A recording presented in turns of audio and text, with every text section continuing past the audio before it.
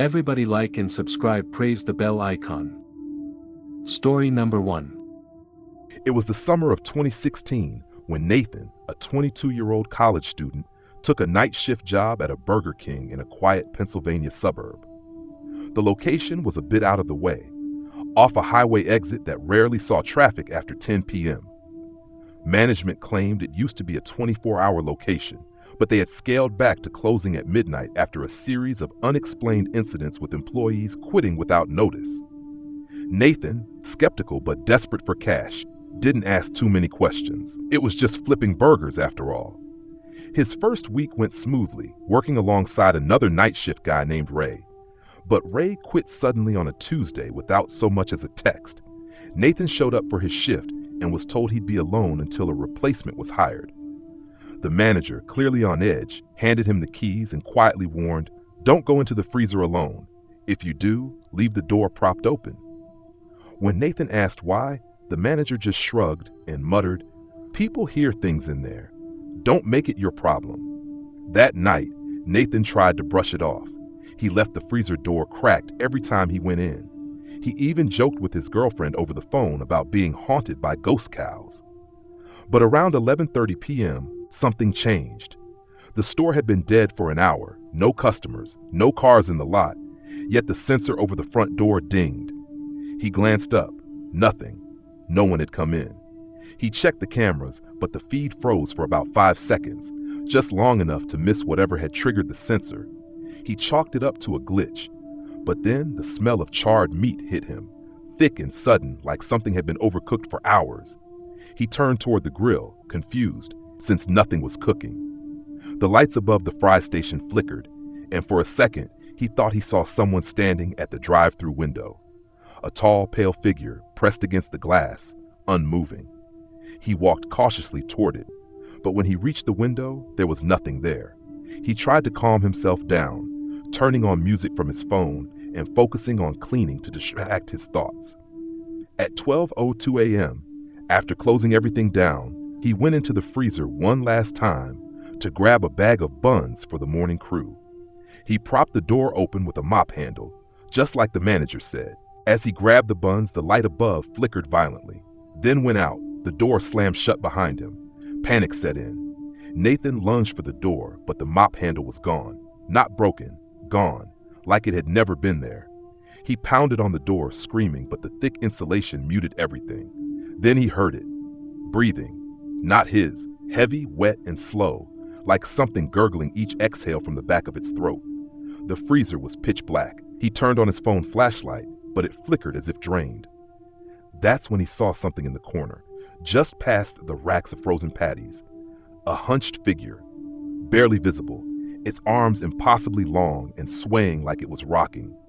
Nathan bolted back to the door, kicking it with everything he had. The breathing got closer. Now it was behind him. He could feel the cold of it, smell the rot, the sickening stink of freezer-burned flesh and mold. The phone light blinked out for good, and then nothing. The door suddenly swung open by itself, and Nathan fell out onto the tile. He scrambled up, slamming the door behind him and running out of the restaurant without locking up. He didn't stop until he got to the gas station across the road. Police were called. When they arrived, the place was empty. Nothing unusual in the freezer, no evidence he had even been locked in. They accused him of being drunk or on drugs. Nathan quit that night. Later, he tried to dig into the location's history. What he found was sparse but chilling. In 1997, a worker at that very Burger King went missing during a shift. He had last been seen entering the freezer. His body was never found.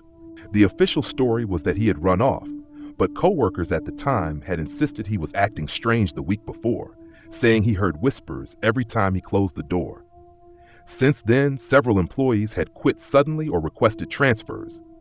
The freezer door had a history of jamming, and more than one worker reported hearing someone else breathing when they were inside alone.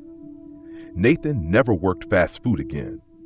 And sometimes, even now, when he drives past that exit off the highway, his radio cuts out and the smell of burning meat creeps into the car. He never looks back. Everybody like and subscribe, praise the bell icon. Story number 2. In 2019, A 23-year-old night shift worker named Darnell took a job at a 24-hour Burger King located on the edge of a small, half-abandoned town in Indiana. The restaurant sat off a quiet stretch of highway, mostly serving tired truckers and the occasional group of late-night stragglers. It was the kind of place where the lights buzzed too loud, the cameras barely worked, and no one asked too many questions. Darnell took the job because it was easy money. All he had to do was clean up, man the counter, and keep the fryers running. Most nights were uneventful until the Wednesday before Halloween. It started with a static-filled call over the drive-through intercom around 2:36 a.m. No cars were in the lot. Darnell stared at the monitor but saw nothing. Then the voice came through again, raspy, almost wet-sounding, like someone whispering while chewing. "Do you still serve the Smile Special?" Darnell frowned. He had never heard of anything called the Smile Special. He asked the caller to repeat the order, but the line went dead. Moments later, he heard a ding, as if an order had been placed through the POS system. When he checked the screen, there was indeed an order ticket. One Smile Special, no price, no details, just the phrase. Thinking it was some kind of prank or glitch, Darnell cleared the screen, but then the lights in the kitchen dimmed. The fryer let out a long, low hiss, even though it hadn't been used for hours. The air suddenly smelled metallic, like hot pennies or blood on aluminum. He went to the back to reset the circuit, but as he turned the corner, he saw the freezer door wide open. He never left it open. Cold fog spilled out into the kitchen floor. Inside was a man. At least, it looked like a man. He was wearing a Burger King uniform from what had to be the 80s. Old logo, faded colors, torn name tag that just read Chuck. His skin was pale and bluish, but the worst part was his mouth. It was stretched unnaturally wide, split on both sides like someone had taken a box cutter to his cheeks and just kept slicing. And he was smiling, grinning without blinking. Darnell slammed the freezer door shut. When he backed away, he slipped in a pool of something slick.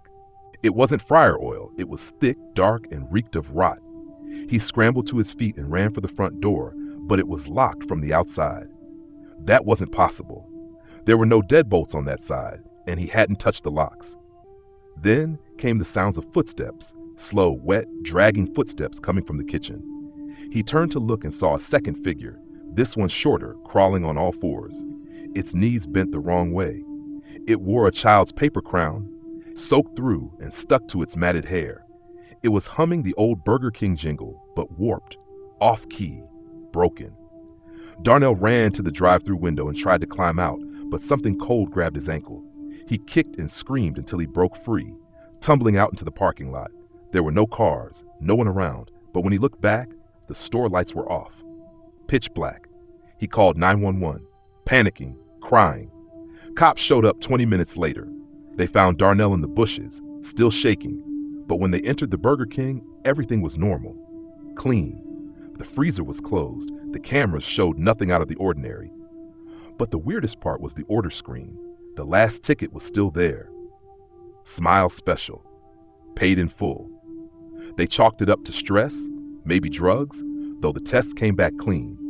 Darnell quit that same night, packed a bag and moved to Ohio to stay with his cousin. But he told the story to a few friends before he left. One of them, curious, visited that Burger King a few weeks later. He asked the night shift guy about the Smile Special. The worker didn't laugh, didn't answer. He just stared at him for a long time and whispered, "Don't ask for that, ever again." 3 months later, the location was closed permanently after a fire started in the kitchen under strange circumstances. No suspects, no accelerants, just scorch marks in the shape of a smile burned into the tile. Everybody like and subscribe, praise the bell icon. Story number 3. Late one night, a young woman named Claire started her shift at a Burger King on the outskirts of a small, quiet town. The restaurant was almost empty, and the dim, fluorescent lights buzzed faintly overhead. It was past midnight, the kind of hour where the line between reality and nightmare begins to blur. Claire had worked many late shifts before, but this night felt different. At first, it was just little things. The registers glitching sporadically, voices crackling faintly over the radio even when it was off, and cold spots near the freezer aisle where the air inexplicably dropped several degrees. She shrugged it off as the usual quirks of a poorly maintained fast food joint. But then she noticed something stranger. The security cameras were showing static, except for one, pointed at the back door. The feed showed a shadowy figure standing just outside, completely still. Claire blinked and looked again, but it was gone. When she checked the door, it was locked tight. Minutes later, the intercom crackled to life on its own, broadcasting the faint sound of children laughing. There was no one in the building except Claire. Her heart pounded as the laughter grew louder, echoing in the empty kitchen. She hurried to the front counter, her hands trembling. Suddenly, the lights flickered violently, plunging the restaurant into darkness for a split second before coming back on. On the digital menu screen, words appeared, glowing in harsh red letters. "Don't trust him." Claire had no idea what that meant. She tried to call the manager on the phone, but the line was dead. The doorbell chimed, and she instinctively turned to look, but the parking lot was empty, shrouded in thick fog rolling in unexpectedly. Then came the whispers, barely audible, drifting through the vents. They sounded like urgent warnings. "Leave now, before it's too late." Her breath quickened as she saw movement in the corner of the kitchen. A tall figure in a Burger King uniform stood silently, watching her. But when she blinked, it vanished. Panicked, Claire grabbed the keys and rushed to the exit, but the door wouldn't budge. She was trapped. Behind her, the air grew heavy and cold. She felt invisible eyes piercing through her. The shadow from the cameras returned, this time inside the restaurant, its face twisted into a grotesque, mocking smile. It whispered her name, and the temperature dropped so suddenly her breath formed icy clouds. Suddenly, everything went silent, and the lights snapped off completely. When the lights flickered back on a few seconds later, Claire was gone. The next morning, the morning crew found the restaurant empty, no sign of Claire anywhere. The security footage was all corrupted except for the last few frames, showing a shadowy figure dragging something or someone into the kitchen's walk-in freezer. Employees who worked there afterward reported strange cold drafts, flickering lights, and whispers that grew louder late at night. Some say the Burger King on the edge of town isn't just haunted, it's cursed, and those who enter after dark may never leave. Everybody like and subscribe, praise the bell icon. Story number 4. I worked the graveyard shift at a Burger King just outside a quiet town, a place where things usually stayed pretty calm. The customers at night were few and far between, mostly truckers or night owls stopping for a quick bite. I liked the solitude, but there was something about that job that started to creep me out. It began one night around 2 a.m. The restaurant was dead silent except for the hum of the fryers and the occasional beep from the fryer timer. I was alone behind the counter, flipping burgers and prepping fries, when I noticed the surveillance camera in the corner acting weird. The screen flickered and went black for a second, then came back. I thought it was just a glitch. But then it happened again, and this time, the feed showed something I swear I didn't expect. The dining room, empty and still, but in the background, a shadow moved. It wasn't a customer, and it wasn't any employee I knew. The shadow was tall and lanky, just out of focus, standing near the far wall. I blinked, and it was gone. I told myself it was a trick of the light or a bug on the lens. But that night, as I cleaned the tables, I felt like someone was watching me. I kept turning around, but there was never anyone there. When I looked out the front window, the parking lot was empty, except for one car parked far away near the exit. The next shift, my coworker told me he'd heard stories about that Burger King location. A man had died there years ago in the kitchen after a slip and fall. No one talked about it much because it was bad for business, but apparently the man's spirit never left. I laughed it off, but that night, things got worse. Around 3 a.m., the kitchen phone rang. I answered, but there was only static. Then a whisper, barely audible, came through. "Help me." I dropped the phone, heart pounding, thinking maybe someone was messing with me. But the phone kept ringing, over and over. Each time I answered, the whisper grew louder, more desperate. I ran to the manager's office to find the landline dead. The ringing was coming from the kitchen phone, which I had just set down. It was off the hook. Suddenly, the fryer alarm started blaring, but no fryer was on. The flames in the grills flickered violently, and the overhead lights dimmed and flickered. Then the shadow appeared again, this time right behind me. I spun around, but no one was there. I grabbed the mop and rushed out, heart thudding, and locked the doors behind me. As I waited outside for the morning crew, I kept looking back. The windows were dark except for the faint silhouette of a man standing at the kitchen door, watching me leave. No one believed me when I told them. But I quit that night, and every time I drive by that Burger King, I see a faint figure in the window, just standing there, waiting. Everybody like and subscribe, praise the bell icon. Story number 5. There's a Burger King just off the highway in rural Pennsylvania that truckers often stop at during long hauls. It looks like any other fast food joint from the outside. Same flame-grilled sign, same peeling posters promising 2-for-1 Whoppers. But anyone who's worked there knows the night shift is different. Danny, a 19-year-old kid just out of high school, started working the graveyard shift at that Burger King in 2016. He figured it'd be easy, just a few late-night stragglers, drunks, and bored truckers passing through. His manager, a tired woman named Carla, warned him not to stay alone past 3 a.m., but she didn't explain why. Just said it real flat-like. If it hits 3 and you're the last one here, lock the doors and wait in the freezer until sunrise. Don't open for anyone. I don't care who they say they are. Danny laughed it off, thought it was hazing or some local superstition. His first week was uneventful. He deep-cleaned fryers, restocked condiments, and served maybe 3 people all night. Then came that Friday shift. Around 2:45 a.m., a man came through the drive-thru in a busted-up sedan. No license plate. Danny greeted him over the speaker, but the only response was heavy static and what sounded like breathing. He asked again. This time the voice crackled. Whopper. No meat. Extra blood. Danny froze.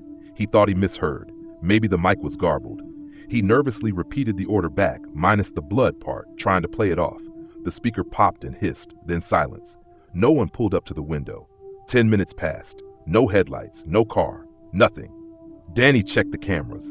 There it was, the beat-up sedan, idling just out of reach of the pickup window. The man was still in the car, sitting unnaturally still, hands not even on the wheel, just staring, head tilted back slightly like he was listening to something inside his skull. At exactly 3:01 a.m., the power flickered. The fryers shut down, lights buzzed. Then the sedan disappeared from the monitors. Danny rushed to the front windows. The parking lot was empty.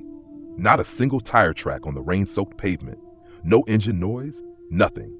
He tried calling Carla, but the landline was dead. His cell had no signal. He remembered what she'd said, something about the freezer.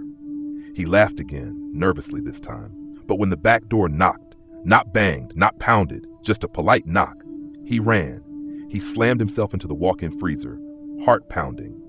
From inside, he heard the back door open. He hadn't locked it. The sound of shoes, wet against tile, slow steps. Then the lights went out completely. He stayed in the freezer for hours, teeth chattering, too afraid to breathe. Occasionally, he heard a dragging sound. Once, something tapped the freezer door. Just once, soft and deliberate. When Carla came to open up that morning, she found Danny inside the freezer, pale and shaking, with his fingernails torn up from holding the freezer handle so tightly. He didn't say a word. He just quit. 3 weeks later, another night shift worker named Janelle had a similar encounter. Same car, same voice on the drive-thru speaker, same whisper, no meat, extra blood. She didn't make it to the freezer. They found the back door open, lights flickering, but she was gone. No sign of struggle, no footprints, just her headset, lying on the floor, covered in grease, and something that looked suspiciously like blood. Corporate sent investigators. Nothing came of it. They called it a hoax, probably a runaway. But ask anyone who's worked that graveyard shift at that Burger King. They know. They'll tell you about the car with no plate. The voice that doesn't sound quite human. The shadow that moves through the back hall when it's long past closing. And if you ever stop there after midnight and hear something strange through the speaker, keep driving. Don't wait. Don't look in the rear view. And whatever you do, don't check your back seat. Everybody like and subscribe, praise the bell icon. Story number 6. It was the summer of 2018 when Isaac, a 19-year-old college freshman, took a night shift job at a Burger King located just off a quiet highway in rural Ohio. The store was one of the older locations, with faded tile floors, dim lighting, and a kitchen that seemed to groan every time someone walked through it. It was the kind of place locals avoided after dark. But Isaac needed the money. His shift ran from 10 p.m. to 6 a.m., and most nights were painfully uneventful, just the occasional trucker, some drunk college kids passing through, or the occasional night owl ordering fries at 3 a.m. He worked with only one other person, an older guy named Jeff, who mostly stayed in the back, chain smoking and watching a tiny portable TV in the dry storage room. The first couple of weeks passed quietly. But then, on a Thursday night in July, things started to go wrong. Around 2:30 a.m., the drive-through buzzer went off. Isaac perked up and walked to the headset, but when he answered, there was just static.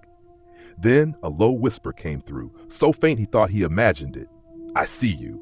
He glanced outside. Nothing. Just the empty drive-through lane illuminated by flickering overhead lights. Shrugging it off as a prank, he went back to wiping down the counter. 5 minutes later, the buzzer rang again. He answered. This time, the same voice, slightly clearer. "You're not supposed to be here." Isaac froze. He looked up at the security monitor that showed the outdoor cameras. Every feed was black, just darkness, even though the lot was clearly lit. Thinking maybe the system was glitched, he stepped out the back door to check the lot. The air was unusually still, heavy. No wind, no crickets, nothing.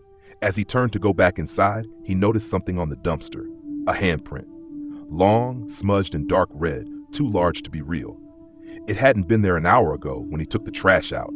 He ran inside and told Jeff, who barely looked up from his TV. "Kids screw with this place all the time. Just ignore it." The next night, Jeff didn't show up. Isaac called his cell, but it went straight to voicemail. The manager said Jeff had quit suddenly, no explanation. Isaac was left alone for the shift. By 1 a.m., it began again. The drive-through speaker hissed to life on its own. This time, the voice was more urgent. He didn't listen. "Will you?" Isaac yanked off the headset and checked the monitors again. Black, all of them. And now the lobby lights were flickering, one by one, like someone was walking through them. But he was alone. The door hadn't opened. He called the police. They arrived 20 minutes later, did a walkthrough, and found nothing except a single less deep scratch running along the inside of the freezer door, like something had clawed it from the inside. He asked to transfer stores the next day. They told him he'd have to wait until the month ended. That weekend, a homeless man came in at around 3:45 a.m. He ordered a coffee, then just stared at Isaac as he poured it. Finally, the man leaned over the counter and whispered, "This place wasn't built here. It was found here. They just covered it with tile." Isaac blinked, unsure how to respond. "What do you mean?" The man just smiled, yellow teeth flashing. "You'll see." That night, while mopping the back kitchen, Isaac heard what sounded like a child crying. At first, it was distant, muffled, maybe from outside. But then it grew louder, closer, until it was directly behind the walk-in freezer door. He approached it, hands shaking. The crying stopped. Then a knock. Not loud, just soft and slow, tap, tap from inside the freezer. He yanked the door open. It was empty, except for a Burger King crown, the kind they give to kids. It sat right in the center of the floor. He hadn't seen it there before. He picked it up. Inside, written in black marker, was the word "stay." Isaac quit the next morning, didn't wait for the end of the month. When he went to turn in his uniform, he asked the manager if anything weird had ever happened there. She paused, looked over her shoulder, then said, "This store's been shut down twice in the past for electrical issues. Both times, a night shift worker disappeared. One of them, we found his headset in the fryer. No one ever found him." Isaac left town 2 weeks later. The Burger King is still there, open 24 hours, but the night shift positions, they're always hiring.